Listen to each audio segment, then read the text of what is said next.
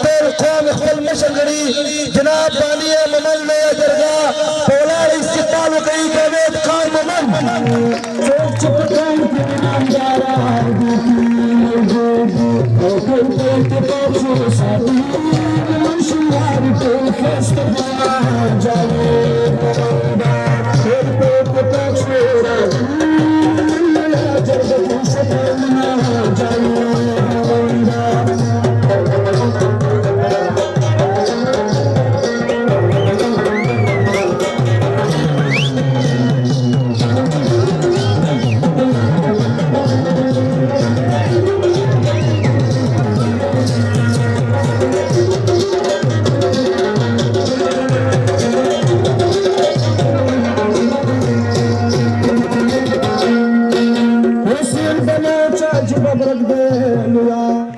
بسم الله الرحمن الرحیم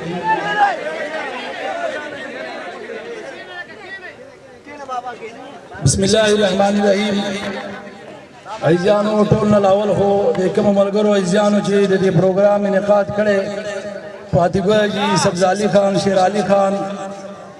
اسف خان خسر رحمان خان یار محمد صاحب احمد صاحب اسف خان د ټولو ډیره مننه الله پاک دې ټول جزای خیر ورکړي عزیزانو او څومره عزت چې دوی موږ له راکړه الله پاک دوی له عزت ورکړي عزیزانو مومن لویه جرګه څنګه صاحبزاده جی ویلي خالی په لاهور کې نه ده او د مومندونو رانیول شوې ده پېښور پنډۍ ګجرات ګوجراوالا ملتان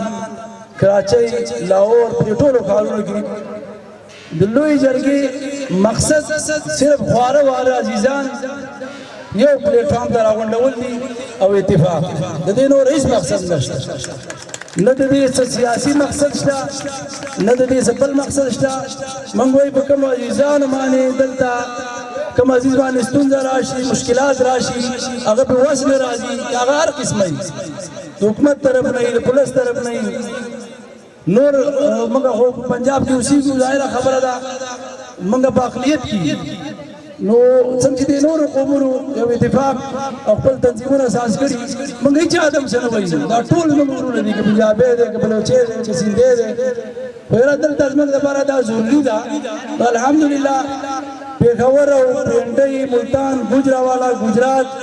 او په لاهور کې د پلیټفارم سازش شوي د دې مقصد صرف اتفاق دی ورورولي ده خپل منځ کې کومې تنازع دي یا افغاني لانجې دي هغه ختمول دي نور د دې هیڅ مقصد نشته او ټیم کم دی مشران به ما صرف د لویې جرګې تعارف کړو تاسو کوو او تاسو دا یو سوال درته کوم چې لویې جرګې څه ودرېږي لویې جرګې څه ودرېدل لویې جرګې څه ودرېدل نه دي خپل ځان څه ودرېدل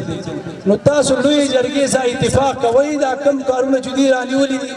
لاس پورته کوي څوک چې اتفاق ډېره مننه ډېره مهرباني